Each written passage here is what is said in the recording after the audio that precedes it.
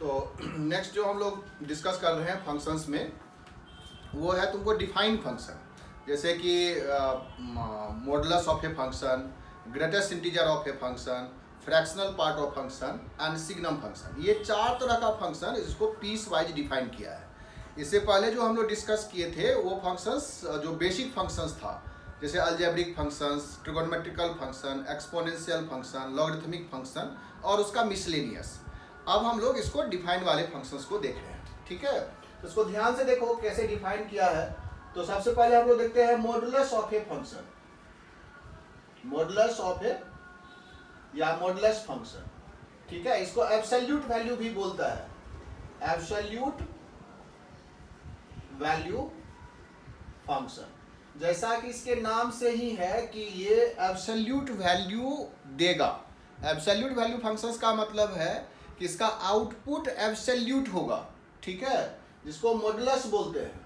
तो इसमें इसका जो सिंबल है ना वो y बराबर जैसे 2 लाइन के बीच में फंक्शंस को लगाता है, जैसे कि हम x अगर लगा देते हैं, ठीक है। तो ये पढ़ेंगे हम इसको modulus of x, modulus of x, y जो है वो मॉडुलस ऑफ x है। इसका मतलब है कि कंडीशंस y पर है, x पर कोई कंडीशन नहीं है, कंडीशन y का है। मतलब आउटपुट जो होगा वो हमेशा एब्सोल्यूट होगा।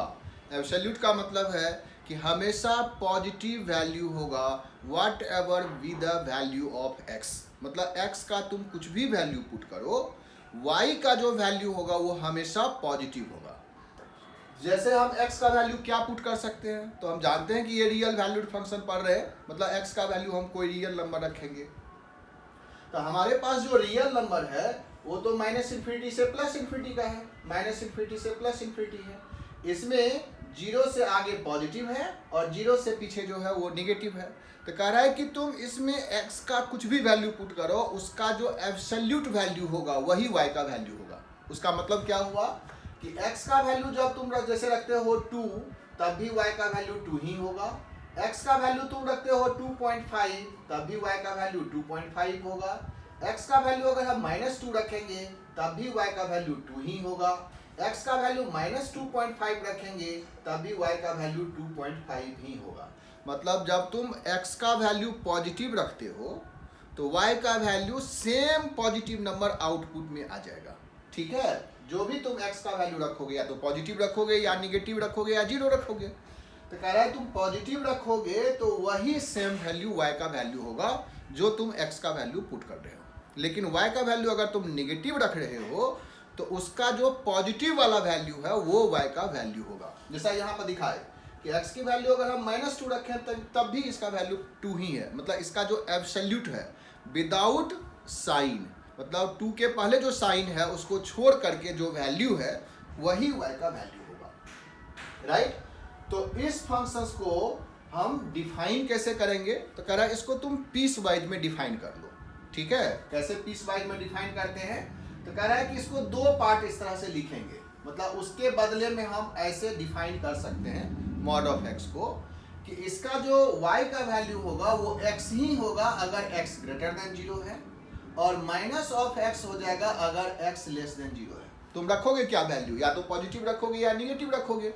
क्योंकि हमारे पास पूरे रियल में ये पॉजिटिव है या निगेटिव है, तो जब भी हम पॉजिटिव वैल्यू रखेंगे तो वही पॉजिटिव वैल्यू इस y का वैल्यू होगा। मतलब y बराबर x ही होगा when x is greater than 0, और y बराबर माइनस ऑफ x हो जाएगा अगर x निगेटिव है।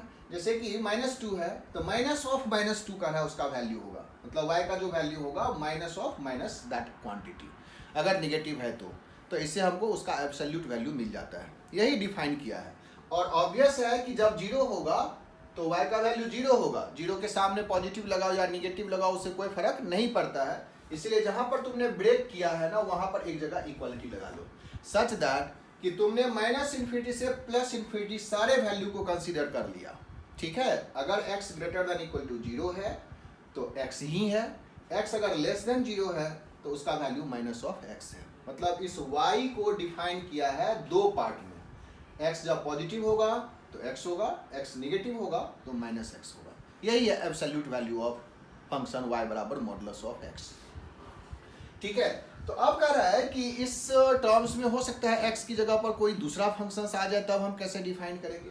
तो सेम चीज जो यहाँ पर डिफाइन हुआ है वही डिफाइन होगा। सपोज करो कि y बराबर कोई भी फंक्शन f ऑफ x है और इस f ऑफ x पर मॉड लगा हुआ है, तो इसका मतलब y जो है वो पॉजिटिव होगा। fx पर तो कोई कंडीशन है ही नहीं, यहाँ पर x पर तो कोई कंडीशन नहीं है, x तो ऑलवेज रियल नंबर है। हमें जो आउटपुट है उसका कंडीशंस देखना है, मतलब y इज पॉजिटिव। यहाँ पर y जो है ये डिफाइन किया है कि y इज पॉजिटिव, ठीक है। पॉजिटिव मतलब greater than equal to zero, positive मतलब greater than y should be greater than और इक्वल टू जीरो। x पर कोई कंडीशन नहीं है, ठीक है। तो यहाँ पर भी y पर y should be greater than equal to zero. तो इसको हम ब्रेक कैसे करेंगे? तो कह रहा है कि इसको ना पहले तुम सिंपल जैसे लिखते हैं ना फंक्शंस को, उस तरह से तुम इसको एक्सप्लेन कर लो, ठीक है। उसको अलग अलग कर लो, बिना मॉड का लिखो। जैसे यहाँ पर हम मॉड x को बिना मॉड का ऐसे लिखें, ये लिखो या ये लिखो, दोनों एक ही बात है। y बराबर मॉड x लिखो या y बराबर x when x greater than equal to zero, y बराबर minus x when x less than equal to zero. इसको बोलते हैं पीस वाइज हमने डिफाइन कर लिया फंक्शन को। तो यहाँ पर भी हम क्या करेंगे, इसको जब डिफाइन करेंगे, मतलब इसको डिफाइन करने का मतलब है इसको हम पीस वाइज ब्रेक करेंगे। तो ब्रेक करेंगे तो लिखेंगे कि जहाँ fx ग्रेटर देन जीरो है, जहाँ fx ग्रेटर देन और इक्वल टू जीरो है, वहाँ y बराबर fx ही होगा, y बराबर fx ही होगा। और जहाँ पर fx लेस देन जीरो होगा, वहाँ पर ये माइनस ऑफ fx के बराबर होगा। पहले y बराबर मॉड ऑफ fx था, तो इसको जब हम पीस वाइज डिफाइन करेंगे तो y बराबर हम fx लिखेंगे when fx is greater than equal to zero, और y बराबर माइनस ऑफ fx लिखेंगे when fx is less than zero. यहाँ से fx ग्रेटर देन जीरो को हम इनइक्वालिटी सॉल्व करके x पर कंडीशंस ले आते हैं कि what should be the value of x such that fx is greater than और equal to zero, similarly for fx less than zero, ठीक है। तो इस तरह से हम इस फंक्शंस को डिफाइन करते हैं। सपोज करो कि इसमें मान लो कि y बराबर हमें दिया हुआ है, y बराबर दिया हुआ है x की जगह पर x माइनस वन। जैसा अभी हम तो बोले इस फंक्शंस को अगर हम लिखेंगे तो क्या लिखेंगे, इसी चीज को हम दूसरे तरीके से लिख सकते हैं कि ये x माइनस वन होगा when x minus one greater than equal to zero, और ये minus of x minus one होगा when x minus one less than zero. तो ऑब्वियस है कि इस पर x पर कंडीशंस आ गया कि ये y जो है वो x माइनस वन है when x is greater than equal to one, और minus of x minus one है when x is less than one, ठीक है। इस तरह से हमको डिफाइन करेगा कि x greater than zero, greater than one अगर तुमको रखना है कोई वैल्यू तो इस फंक्शंस में पुट करो। जैसे कि x का वैल्यू अगर हम 2 रखेंगे तो 2 माइनस वन आएगा, x की वैल्यू 3 रखेंगे तो 3 माइनस वन आएगा, यहाँ से हम पुट करेंगे। और x का वैल्यू जब माइनस में रखें, 1 से छोटा रखेंगे, जैसे सपोज करो कि हम x का वैल्यू 0 रखना चाहते हैं तो हम यहाँ रखेंगे, इसमें नहीं रखेंगे, 0 यहाँ रखेंगे, ठीक है। सो 0 रखेंगे तो हमको वैल्यू क्या आ जाएगा, ये वैल्यू आएगा 1। इस तरह से कर रहा है, 0 हम इसमें रखेंगे तो माइनस वन आ जाएगा वैल्यू, जो कि नहीं रखना है, क्योंकि x ग्रेटर देन 1 के लिए ये फंक्शन डिफाइन है, ये x लेस देन 1 के लिए डिफाइन है। तो y का वैल्यू हमेशा इस तरह से पीस वाइज डिफाइन हो जाएगा, मतलब इस मॉड को हम ब्रेक कर सकते हैं, इसी को बोलते हैं ब्रेकिंग ऑफ मॉड, ठीक है। सिमिलरली अगर हम इसका ग्राफ देखना चाहेंगे तो सिंपल फॉर्म में ये समझो कि इस फंक्शंस का हम ग्राफ निकालते हैं। y बराबर मॉड ऑफ x का मतलब x when x greater than zero, तो इसको तुम y बराबर x लाइन हो जाएगा, y बराबर x जो है वो स्ट्रेट लाइन है, इस तरह से ओरिजिन से पास कर रहा होगा। x जब ग्रेटर देन जीरो है तो ये y बराबर x है, और x जब निगेटिव है तो माइनस x है, तो माइनस x इधर जाएगा, ठीक है, ये माइनस ऑफ x है, और 0 पर 0 है। इस तरह से v शेप का ग्राफ हो जाएगा। ये y बराबर मॉड ऑफ x का ग्राफ है, y बराबर मॉड ऑफ x। x जब पॉजिटिव है तो y बराबर x है, x जब निगेटिव है तो y बराबर माइनस x है। दोनों x के कुछ भी वैल्यू पुट करेंगे y का वैल्यू हमेशा पॉजिटिव होगा, मतलब x एक्सिस के ऊपर ही ग्राफ है। तो तुम बोल सकते हो कि इस फंक्शंस का जो डोमेन है वो तो r ही है, क्योंकि x पर तो कोई कंडीशंस आया ही नहीं, बट रेंज जो है इस फंक्शंस का वो चेंज हुआ 0 से इन्फिनिटी आया, ठीक है। So modulus functions, modulus of x अगर है तो डोमेन तो r है but range is 0 to infinity, ठीक है। इस तरह से हम मॉडुलस को डिफाइन करते हैं। अब आता है कि मॉडुलस के जो प्रॉपर्टीज है और मॉडुलस का जो इनइक्वालिटीज है, तो ठीक है। देखो इस चीज को हम लोग पहले भी मॉडुलस ऑफ द फंक्शंस करके मॉडुलस के इनइक्वालिटीज को, मॉडुलस के प्रॉपर्टीज को एक लेक्चर में डिस्कस कर चुके हैं। दिक्कत हो तो वहां पर भी जा करके मॉडुलस को पढ़ सकते हो, ठीक है। उसी में बेसिक मैथ्स के चैप्टर्स में इसी में लिखा हुआ है जहाँ पर कि मॉडुलस ऑफ ए फंक्शन करके, ठीक है। फिर भी थोड़ा सा हम लोग इसमें भी एक्सप्लेन कर रहे हैं। तो अब मान लो कि अगर हमको y बराबर x-1 पर भी मॉड है और x-2 पर भी मॉड है, दो जगह पर मॉड लगा हुआ है, तो इसको हम अगर लिखना चाहेंगे, ब्रेक करेंगे, तो इसको और इसको इंडिविजुअली हम कंसीडर करेंगे, नहीं, इसको और इसको इंडिविजुअली कंसीडर करें। तो ऐसे केसेस में ना केस बना लेते हैं। मान लो कि 1 और 2 पर ये 0 हो जाएगा, x-1 0 होगा x बराबर 1 पर, x-2 0 होगा x बराबर 2 पर। तुमको 3 केस इसमें से ब्रेक हो जाएगा, ठीक है। तो जब x का वैल्यू हम लेस देन 1 रखेंगे, तो लेस देन 1 पर देखो ये निगेटिव होगा, ये भी निगेटिव होगा, तो दोनों का मॉड हम ब्रेक करेंगे x-1 माइनस ऑफ x-2 के साथ। जब 1 से 2 के बीच में x का वैल्यू रखेंगे, x का वैल्यू 1 से 2 के बीच में रखेंगे, तो देखो ये पॉजिटिव हो जाएगा और ये निगेटिव होगा, तो इसका मॉड हटाएंगे विथ पॉजिटिव साइन, कोई साइन नहीं, इसका मॉड हटाएंगे विथ निगेटिव साइन। और जब x का वैल्यू ग्रेटर देन 2 रखेंगे तो दोनों क्वांटिटी पॉजिटिव होगा, सो x ग्रेटर देन 2 है तो x-1 प्लस x-2, इस तरह से हम कंसीडर करते हैं। अब बचा कि इसमें इनइक्वालिटी, तो कहीं पर भी जहां पर ब्रेक किए हो ना, उस नंबर्स को कहीं पर इंक्लूड कर लो किसी भी इंटरवल्स में, ठीक है। तो 1 इंक्लूड यहाँ किए, 2 इंक्लूड यहाँ किए, एक जगह पर ही कोई नंबर्स को हम इंक्लूड करेंगे, चाहे यहाँ, चाहे यहाँ, चाहे यहाँ, चाहे यहाँ, जहाँ पर भी तुमको ब्रेक लगा हुआ है वहाँ पर तुम इक्वालिटी साइन ले सकते हो, ठीक है। इस तरह से हम मॉडुलस फंक्शंस को डिफाइन करते हैं। क्लियर हो गया? और इसके इनइक्वालिटीज के लिए तुम मॉडुलस वाले जो इनइक्वालिटीज का इक्वेशंस है उसको कैसे सॉल्व किए हैं उसको एक बार विजिट कर लो, ठीक है, उसको एक बार देख लो। नेक्स्ट जो फंक्शन है उसको डिफाइन किया है सिग्नम फंक्शन। सिग्नम फंक्शन इस फंक्शंस को लिखता है y बराबर SGN ऑफ x। जैसे मॉडुलस ऑफ x था ना, वैसे y बराबर सिग्नम ऑफ x लिखते हैं, y बराबर SGN ऑफ x, ठीक है। इस तरह से इसको डिफाइन किया है, सिग्नम ऑफ x। तो सिग्नम ऑफ x मतलब फिर से y पर कंडीशन है, x पर एज सच कोई कंडीशन नहीं है। अगर आर्गुमेंट चेंज होगा तभी कंडीशन आएगा, x की जगह पर कोई फंक्शन आ जाएगा तो चेंज हो जाएगा। बट अगर ये x के टर्म्स में दिया हुआ है सिग्नम ऑफ x, तो there is no condition on x। Condition किस पर है? y पर, मतलब जो इसका आउटपुट होगा उस पर कंडीशन है। तो आउटपुट जो होगा वो या तो 1 होगा या -1 होगा या 0 होगा। मतलब इस फंक्शंस का आउटपुट यही 3 नंबर आना है, या तो 1 आएगा या 0 आएगा या -1 आएगा। कब कब ये नंबर्स आएगा, कब कब ये वैल्यू होगा, तो उसको इस तरह से डिफाइन किया है। इसका वैल्यू 1 होगा जब x की वैल्यू हम पॉजिटिव रखेंगे, मतलब x ग्रेटर देन 0 के लिए इसका वैल्यू 1 होगा। तुम कुछ भी पुट करो x का ग्रेटर देन 0, ये हमेशा 1 देगा आउटपुट, ठीक है। जब x की वैल्यू तुम 0 रख दोगे तो इसका वैल्यू 0 हो जाएगा, और x का वैल्यू जब लेस देन 0 रखोगे तो इसका वैल्यू -1 हो जाएगा।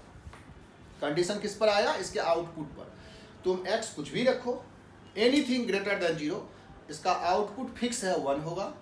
x का वैल्यू 0 रख दो, इसका आउटपुट 0 हो जाएगा। x का वैल्यू लेस देन 0 रखो कुछ भी, इसका आउटपुट -1 होगा, ठीक है।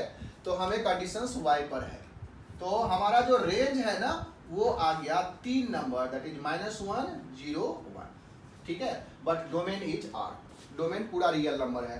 तुम x पर कोई कंडीशंस नहीं है, x का वैल्यू कुछ भी रख सकते हो, greater than 0, less than 0 and equal to 0, but output हमेशा -1 0 या 1 होगा। तो ऐसे फंक्शंस को कह रहा है कि हम ऐसे भी डिफाइन कर सकते हैं, y बराबर mod x by x when x is not equal to 0 और 0 when x is equal to 0, ऐसे भी लिखता है, ठीक है। इसका भी मीनिंग सेम ही है, क्योंकि डिनोमिनेटर में x है तो x 0 नहीं होना चाहिए, उसको हटा दिया, और 0 से 0 के लिए अलग से डिफाइन किया, दैट इज 0, ठीक है। तो mod x बाय x, जैसे अभी mod के लिए टर्म्स यूज किए कि x अगर ग्रेटर देन 0 होगा तो ये x बाय x हो जाएगा 1, और x अगर नेगेटिव होगा तो ये -x by x that is -1, तो दोनों कंसीडर हो गया। x अगर ग्रेटर देन 0 है तो ये x बाय x है, दैट इज 1 है। x लेस देन 0 है तो ये -x बाय x है, दैट इज -1 है, और 0 के लिए अलग से डिफाइन कर दिया है 0 है। तो इस फंक्शंस को सिग्नम ऑफ x को ऐसे भी डिफाइन करता है, mod x by x when x is not equal to 0 and 0 when x is equal to 0। तो इसका जब ग्राफ ड्रॉ करोगे, देखो ग्राफ कैसे आएगा। तो हम लोग ये x axis y axis draw कर लेते हैं। ठीक है, ये जो लाइन है वो y बराबर 1 है, y बराबर 1 है।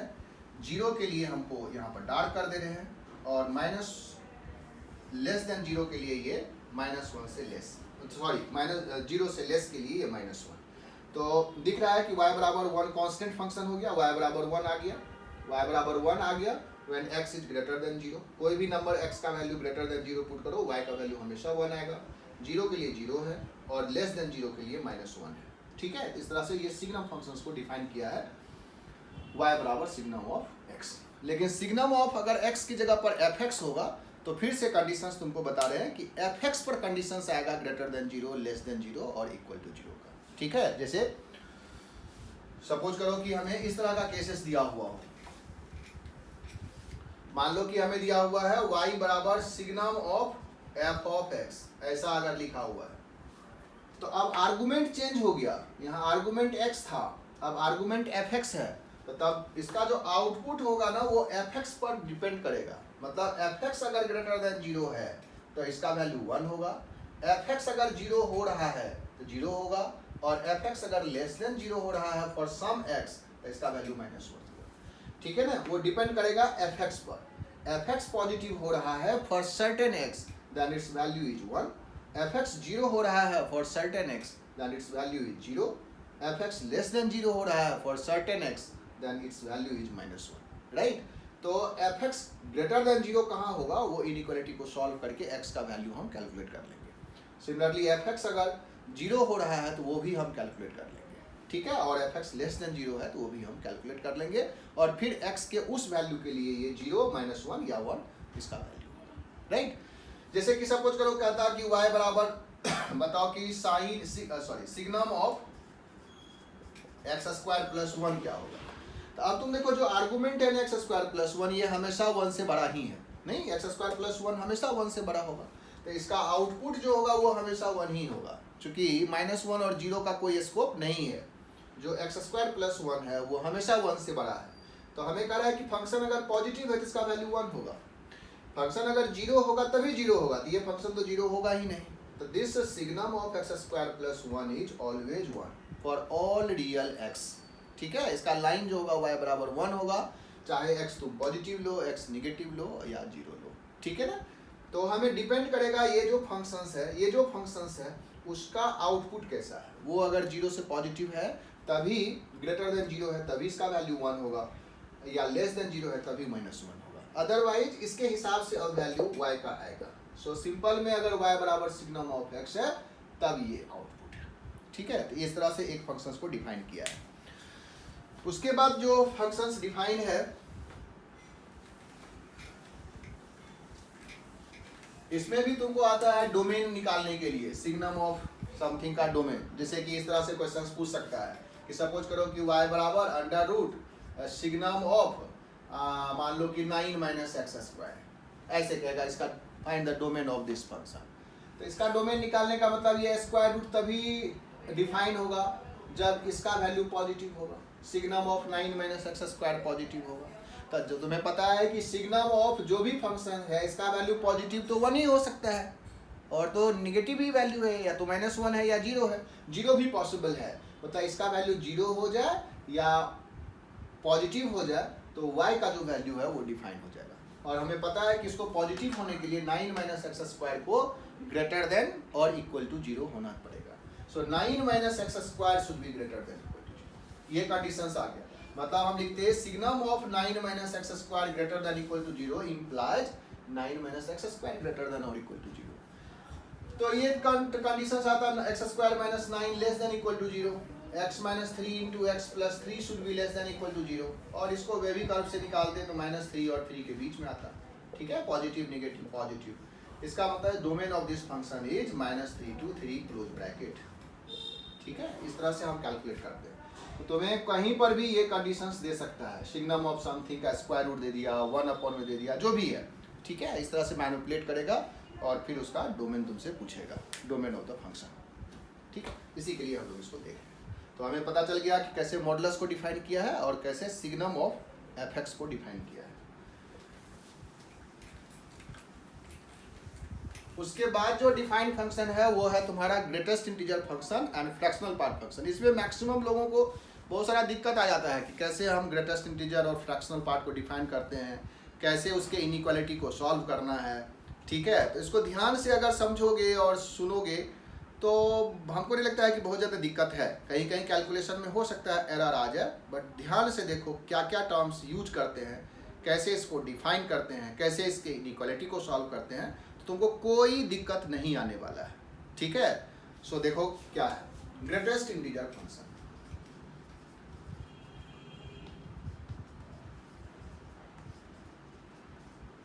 ठीक है ना, शॉर्ट में इसको GIF भी लिखा रहता है, GIF ग्रेटेस्ट इंटीजर फंक्शन। और इसी के साथ साथ हम लोग लेते हैं fractional part function, fractional part function. ठीक है, फ्रैक्शनल पार्ट फंक्शन, ये दो तरह का फंक्शन डिफाइन कर रहे हैं, एक ग्रेटेस्ट इंटीजर फंक्शन है, दूसरा फ्रैक्शनल पार्ट फंक्शन है। इसका जो सिंबल है वो इस तरह से लिखता है, जैसे कि y बराबर क्लोज ब्रैकेट ऑफ x। ठीक है, ये क्लोज ब्रैकेट जो है इस तरह से लिखा रहेगा कि this denotes greatest integer function. अगर तुमको ऐसे लिखा हुआ है कि ये डिनोट कर रहा है ग्रेटेस्ट इंटीजर फंक्शंस को, तभी हम इसको ग्रेटेस्ट इंटीजर के प्रॉपर्टीज के साथ ब्रेक करेंगे, अदरवाइज हम इसको एक ब्रैकेट ही समझते हैं। ठीक है, ये जनरली हर क्वेश्चंस में लिखा रहता है कि this denotes greatest integer function, GIF। ठीक है, अदरवाइज ये ब्रैकेट समझ लेना है, क्लोज ब्रैकेट है। ठीक है, और फ्रैक्शनल पार्ट फंक्शंस जो है वो y बराबर इस तरह से रिप्रेजेंट करता है, कर्ली ब्रैकेट ऑफ x। ठीक है, इसमें भी ये कर्ली ब्रैकेट लिखा रहता है कि this represents fractional part function. जहां पर भी तुमको ग्रेटेस्ट इंटीजर और फ्रैक्शनल पार्ट के बारे में पूछेगा वहां इंडिकेट कर देगा कि दिस जो सिंबल है वो रिप्रेजेंट कर रहा है GIF को, और दिस सिंबल रिप्रेजेंट कर रहा है फ्रैक्शनल पार्ट फंक्शन को। ठीक है, अब है कि ये है क्या, तो कह रहा है कि अगर हम ग्रेटेस्ट इंटीजर ऑफ x को डिफाइन कर रहे हैं तो अगेन देखो कंडीशंस y पर है, जो भी डिफाइन किया है उसमें कंडीशंस y पर है। जैसे एब्सोल्यूट वैल्यू में बोले कंडीशंस y पर था। ठीक है, सिग्नम में भी कंडीशंस y पर था, मतलब उसका जो आउटपुट है वो डिफाइन किया था। इसमें भी इसका आउटपुट को डिफाइन किया है, y को डिफाइन किया है, x पर एज सच कोई कंडीशंस नहीं है अगर x के टर्म्स में है तो। ठीक है, तो कह रहा है कि इसका आउटपुट जो होगा वो इंटीजर होगा। ऑलवेज x का जो वैल्यू होगा तुम या तो इंटीजर रखोगे या फ्रैक्शनल रखोगे। ठीक है, तुम जो भी वैल्यू रखो उसमें जो उसका इंटीग्रल पार्ट है और उस नंबर से जो छोटा है, देखो जो भी तुम x रख रहे हो उसमें जो उसका इंटीग्रल वैल्यू है और उस नंबर से लेस इंटीग्रल जो है वही उसका आउटपुट होगा। ठीक है, चूंकि हम कोई भी x रियल नंबर जो रखते हैं, कोई भी x जो रियल होगा, इसमें इसको हम इंटीजर प्लस फ्रैक्शंस के फॉर्म में लिखते हैं, i plus f। i is integer, f is fraction. ठीक है, और ये फ्रैक्शंस जो है वो 0 से 1 के बीच में ही होना चाहिए। This fraction is always positive. ठीक है, ये जो f है वो हमेशा 0 से 1 के बीच में ही होना चाहिए। 0 हो सकता है, अगर 0 है f का वैल्यू तो x जो है वो इंटीजर है। ठीक है, और 1 अगर है, 1 तो हो ही नहीं सकता, 0 से 1 के बीच में होगा। ठीक है, तो अब ये i जो है वो पॉजिटिव निगेटिव कुछ भी हो सकता है, तो इसमें इसी चीज को ऐसे लिखता है, मतलब इसी x को तुम ऐसे भी लिख सकते हो।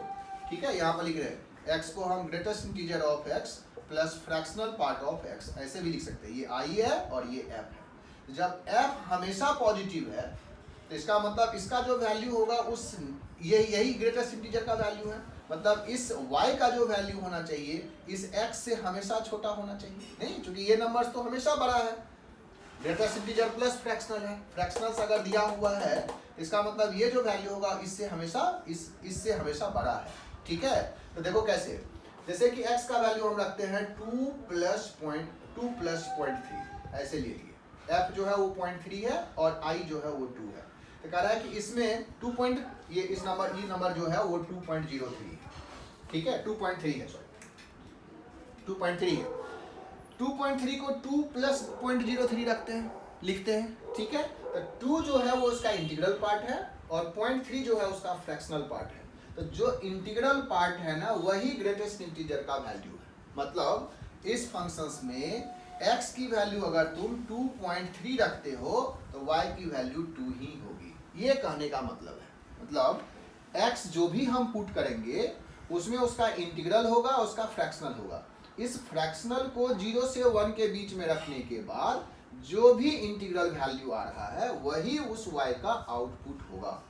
फिर से देखो क्या बोल रहे हैं, जैसे कि x अगर हम लिखते हैं, x का वैल्यू लेते हैं, सपोज करो कि ये 4.7 है, इसका मतलब ये 4 प्लस 0.7 है, नहीं, इंटीजर प्लस फ्रैक्शंस। ये फ्रैक्शंस पॉजिटिव नंबर और 0 से 1 के बीच में आएगा, तब जो इंटीग्रल वैल्यू है वही इस y का वैल्यू होगा। मतलब x की वैल्यू अगर हम 4.7 रखते हैं तो y की वैल्यू 4 ही होना है। ये कह रहा है, इस फंक्शन का डिफिनीशन है, ठीक है। सपोज करो कि x की वैल्यू हम रखते हैं -2.3। अब इसको अगर तुम -2 प्लस -0.3 रखोगे तो इसका इंटीग्रल वैल्यू -2 नहीं होगा, पहले इसको पॉजिटिव करना होगा, ठीक है। ये फ्रैक्शनल पार्ट पॉजिटिव होना चाहिए 0 से 1, तो इसके लिए हमको क्या करना होगा, ये -2 -1 प्लस 1 -0.3 किए, एक माइनस किए एक प्लस किए, इससे इस पर कोई फर्क नहीं पड़ा। अब ये इंटीग्रल पार्ट कितना हो गया, दिस इज -3, और फ्रैक्शनल पार्ट कितना हो गया, ये हो गया 0.7।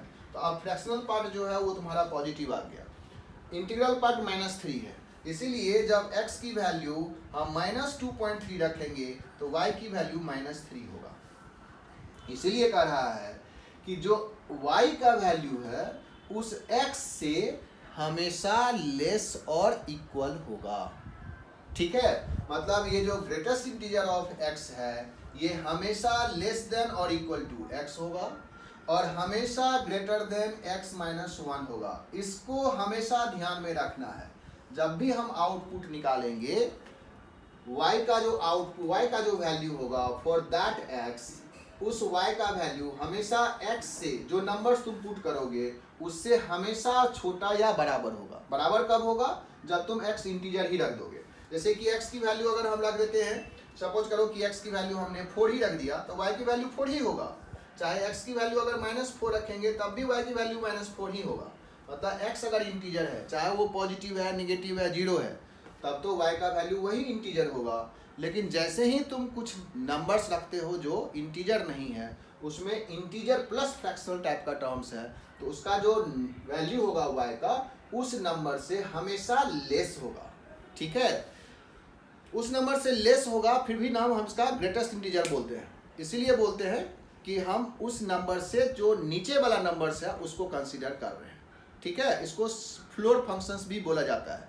जैसे कि 0 से 1 के बीच में फ्लोर जो है, फ्लोर इंटीजर 0 है 0 से 1 के बीच में, इसीलिए इसका वैल्यू 0 होगा। 1 से 2 के बीच में जो भी नंबर से लिखेंगे 1 उसका फ्लोर है, 1.1, 1.2, 1.3, 1.9, इंटीजर 1 है, इसीलिए इसका वैल्यू 1 होगा। सिमिलरली 2 से 3 के बीच में जो भी नंबर रखोगे उसमें 2 इंटीजर आएगा, 2 point something, 2 point something, 2 point something, so integral value उसका 2 होगा। सिमिलरली नेगेटिव में अगर जाओगे तो -1 से 0 के बीच में, -1 से 0 के बीच में इंटीग्रल वैल्यू -1 होगा, ठीक है। तो यही चीज इस फंक्शंस का टर्म्स है, ठीक है। y बराबर ग्रेटेस्ट इंटीजर ऑफ x। तो इसमें जो डोमेन है वो तो r हो गया, लेकिन रेंज जो है वो हमेशा इंटीजर होगा, यही चीज इसमें समझना है, ठीक है। सो ग्रेटेस्ट इंटीजर ऑफ x जो लाई करता है x -1 से x के बीच में, ये अगर समझ में आ गया तो इसका सारा क्वेश्चंस तुम्हें बन जाएगा, ठीक है। फिर भी हम एक चार्ट बना देंगे अभी। अब देखो कि इसके साथ साथ इसीलिए इसको डिफाइन किए कि ये जो f था, जो फ्रैक्शनल वैल्यू था 0 से 1, इसी f को यहाँ पर रिप्रेजेंट किया, that is fractional part of x।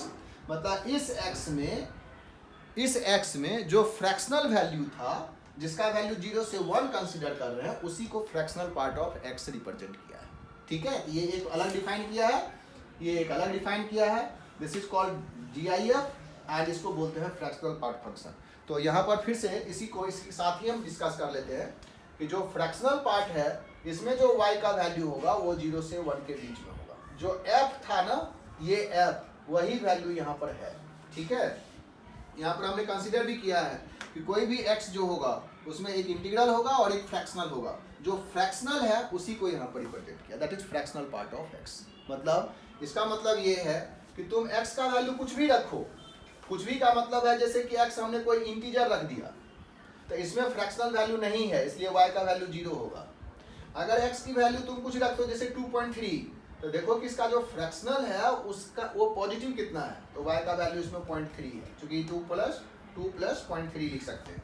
ठीक है, x की वैल्यू को 2 प्लस 0.3 रख सकते हैं।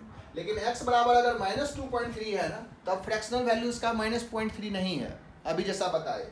ठीक है, -0.3 में इसका फ्रैक्शनल वैल्यू नहीं है, इसका फ्रैक्शनल वैल्यू 0.7 है। ठीक है, ये 0.7 है, क्योंकि इसको पहले पॉजिटिव करना होगा। अगर -2.3 लिखते हैं इस तरीके से, तो ये क्वांटिटी निगेटिव हो गया, इसका फ्रैक्शनल नहीं हुआ। फ्रैक्शनल क्या हो गया, तो इस केस में फ्रैक्शनल कर रहा है कि 1 माइनस इसका फ्रैक्शनल लिख दो, जैसे 0.3 दैट इज -0.7, ऐसे लिख सकते हैं। ठीक है, अगर कोई नंबर्स है जो निगेटिव है तो 1 माइनस उसका जो फ्रैक्शंस है उसको लिखो, वो एक्चुअल फ्रैक्शंस देगा फ्रैक्शनल पार्ट ऑफ x का। मतलब y बराबर अगर फ्रैक्शनल पार्ट ऑफ x है तो y का जो वैल्यू होगा, इस y का वैल्यू 0 से 1 के बीच में हमेशा पॉजिटिव ही होना चाहिए। ठीक है, क्लियर हो गया क्या? तो इस चीज को हम लोग यहाँ पर चार्ट बना करके दिखा रहे हैं, देखो चार्ट में, और इसको आसानी से तुम्हें समझ में आ जाएगा। फिर हम लोग जब क्वेश्चन डिस्कस करेंगे तो और भी क्लियर हो जाएगा। इसका प्रॉपर्टीज भी हम लोग इसमें डिस्कस करेंगे, पूरे डिटेल्स में इसको हम पढ़ रहे हैं। सो अगर x है और ग्रेटेस्ट इंटीजर ऑफ x है, मतलब x का कुछ भी वैल्यू है उसके साथ जो ग्रेटेस्ट इंटीजर का वैल्यू है वो क्या होगा, तो x का वैल्यू हम रख सकते हैं 0 से 1 के बीच में, नहीं 0 से 1 के बीच में। तो कह रहा है इस केस में जो इसका ग्रेटेस्ट इंटीजर होगा वो 0 होगा। 0 से 1 के बीच में तुम कुछ भी रखोगे तो उसका जो फ्लोर जो इंटीग्रल पार्ट है वो 0 है। सिमिलरली x की वैल्यू अगर हम रखते हैं 1 से लेकर के 2 के बीच में, इसका इंटीग्रल वैल्यू 1 ही होगा। x की वैल्यू अगर हम रखते हैं 2 से लेकर के 3 के बीच में, इसका इंटीग्रल वैल्यू 2 होगा। ठीक है, x की वैल्यू अगर हम कोई भी रखते हैं इस तरह से, क्योंकि x का वैल्यू तुम अगर 0 से 5 भी रखोगे तो तुमको ब्रेक करना होगा, इसमें बहुत सारा वैल्यू इंटीजर आ सकता है। तो 0 से 1 में 0, 1 से 2 में 1, 2 से 3 में 2, 3 से 4 में 3, 4 से 5 में 4, ऐसे हमको ब्रेक करना होगा हर एक इंटरवल्स के लिए। ठीक है, इसलिए यहाँ पर इंटरवल्स में लिखे। सिमिलरली अगर हम निगेटिव में जा रहे हैं, x की वैल्यू अगर हम -1 से लेकर के 0 के बीच में रख रहे हैं तो इसका वैल्यू -1 होगा। x की वैल्यू अगर हम -2 से लेकर के -1 के बीच में रख रहे हैं तो इसका वैल्यू -2 होगा। एंड सो दैट इस तरह से हमको खाली इंटीग्रल वैल्यू ही आएगा, सिर्फ इंटीग्रल वैल्यू आएगा जब भी हम y बराबर ग्रेटेस्ट इंटीजर ऑफ x लिख रहे हैं। ठीक है, तो इसका ग्राफ अगर तुम देखोगे इस तरह से हम लोग बना देंगे, 0 से 1, 1 से 2, 2 से 3, 3 से 4, एंड सिमिलरली -1, -2, -3, और y पर भी हमको सिर्फ इंटीजर आएगा, इसलिए 1, 2, 3, 4, इधर -1, -2, -3, -4। ठीक है, सो 0 से 1 के बीच में हमको सिर्फ 0 वैल्यू आ रहा है, 0 से 1 के बीच में 0। तो देखो लाइन कैसे ड्रॉ करते हैं, इस तरह से हम डार्क कर देंगे। ठीक है, 1 को इंक्लूड नहीं किया है, यहाँ 1 इंक्लूडेड नहीं है, 0 इंक्लूडेड है, तो 0 को हम डार्क किए और 1 को हम सर्किल कर दिए। ठीक है, 0 को डार्क किए मतलब 0 इसमें इंक्लूडेड था, 1 इंक्लूडेड नहीं था। तो 0 से 1 के बीच में कुछ भी वैल्यू पुट करोगे तो इसका वैल्यू 0 ही आएगा। इस डार्क का मतलब, डार्क लाइन का मतलब इसका वैल्यू भी वही है। जैसे ही हम 1 से 2 के बीच में वैल्यू पुट करेंगे तो इसका वैल्यू 1 हो जाएगा। ठीक है, 2 पर अब ओपन होगा और 1 पर क्लोज होगा, मतलब 1 का वैल्यू 1 है, 1 से 2 के बीच में भी वैल्यू 1 ही होगा। 2 पर ओपन का मतलब 2 पुट करेंगे तो 1 नहीं लिखा है। ठीक है, इसलिए यहाँ पर ओपन है। 2 से 3 के बीच में हमको 2 आएगा, तो इस तरह से हम लिख देंगे। सो 3 पर ओपन होगा, 2 पर क्लोज हो जाएगा। सिमिलरली 3 से 4 के बीच में लिखेंगे तो 3 आ जाएगा ऐसे। ठीक है, ये 4 पर ओपन हो गया, 3 पर क्लोज हो गया। सिमिलरली -1 से 0 के बीच में देखो, -1 से 0 में -1 आ रहा है, यहाँ पर -1। ठीक है, 0 पर, यहाँ देखो 0 पर ओपन है, इसलिए यहाँ पर ओपन लगा दिए, -1 क्लोज कर दिए। ठीक है, सिमिलरली -2 से इसमें ओपन हो गया, इधर क्लोज हो गया, फिर इधर -3 आ गया, इधर ओपन हो गया, इधर क्लोज हो गया। ठीक है, ये देखो इसको बहुत सारे नाम से जानते हैं, ग्रेटेस्ट इंटीजर फंक्शंस है ही, फ्लोर फंक्शंस भी बोलते हैं, क्योंकि हम लोग नीचे वाला जो इंटीजर्स था उसको कंसीडर किए। इसको स्टेप फंक्शंस भी बोलते हैं, ये स्टेप टाइप का इस तरह से सीढ़ी बन गया। ठीक है, इसलिए स्टेप फंक्शंस भी बोलते हैं, step of x, greatest integer of x. ठीक है, फ्लोर फंक्शन, इस तरह से इसका नाम है अकॉर्डिंग टू देयर नेचर। ठीक है ना, अगर हम लोग इसी को फ्रैक्शनल पार्ट को देखेंगे नोट डाउन कर लो ये सब चीज।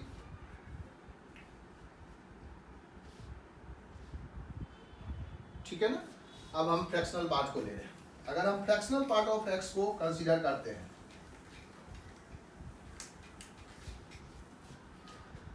तो फिर से हम लोग इसमें चार्ट बना रहे हैं कि मान लो कि x है और इसका फ्रैक्शनल वैल्यू है। तो कह रहा है कि x के वैल्यू जब तुम 0 से 1 के बीच में रख रहे हैं तो इसका वैल्यू x ही होगा। मतलब चूंकि ये खुद पॉजिटिव फ्रैक्शंस है, 0 से 1 के बीच में तुम कुछ भी पुट करोगे उसका आउटपुट हमेशा वही नंबर आ जाएगा जो तुम पुट कर रहे हो, क्योंकि वो खुद फ्रैक्शन 0 से 1 के बीच में है। ठीक है। x की वैल्यू अगर हम 1 से 2 के बीच में पुट करें, जैसे कि यहाँ पर x की वैल्यू हम पुट कर रहे हैं 1.2, इसका जो फ्रैक्शनल वैल्यू है y का वैल्यू 0.2 है। मतलब इस नंबर में 1 को माइनस कर दो। ठीक है, ये आ जाएगा x माइनस 1। ठीक है, इसको हम ऐसे भी लिख सकते हैं कि this is nothing but x minus greatest integer of x। तो इसके बीच में जो ग्रेटेस्ट इंटीजर है x, तो हमारा 0 से 1 जो भी है x है, इसके बीच में जो इंटीग्रल है वो 1 है, उसको माइनस कर दो। ठीक है, x की वैल्यू अगर हमारा 2 से लेकर के 3 है तो x में से इसका जो इंटीग्रल है उसको माइनस कर दो। ठीक है। सिमिलरली अगर हम निगेटिव रखते हैं, जैसे x की वैल्यू -1 से लेकर के 0 रखते हैं तो x तो है ही, इसमें माइनस करेंगे इसका इंटीग्रल, इंटीग्रल है -1, दैट इज x + 1 हो जाएगा। ठीक है, x की वैल्यू अगर हम -2 से रखते हैं -1 के बीच में तो x माइनस इसका इंटीग्रल है -2, दैट इज x + 2 हो जाएगा। तुमको इस तरह का वैल्यू मिलेगा। ठीक है, इसको जब ग्राफ में देखेंगे तो y का वैल्यू तो 0 से 1 ही आ रहा है, तो 0 से 1 वाला लाइन ड्रॉ कर दिए। ये 0 x एक्सिस है और ये y एक्सिस है, ये y बराबर 1 है। ठीक है, 0 से 1, 1 से 2, 2 से 3, फिर -1, -2, -3। सो 0 से 1 के बीच में y बराबर x लाइन ड्रॉ कर देना है, तो y बराबर x लाइन ऐसे ड्रॉ कर दिए। 1 पर ओपन था इसलिए यहाँ पर हम ओपन लगा देंगे। ठीक है, यहाँ क्लोज कर देंगे। इस तरह से हम बनाएंगे, क्योंकि y का वैल्यू 1 कभी नहीं आएगा, चाहे तुम कुछ भी पुट कर दो y 1 नहीं होगा, इसका आउटपुट 1 नहीं होगा, 0 से 1 के बीच में आएगा। 0 आ जाएगा, 0 आएगा जब इंटीजर पुट करो, तो इसलिए इंटीजर पर ये डार्क लगा दिए। सिमिलरली 1 से 2 के बीच में इसका वैल्यू इस तरह से 2 पर। ठीक है, ये डार्क 1 पर 0 हो गया। ठीक है, 1 नहीं आया, इसलिए इस तरह से।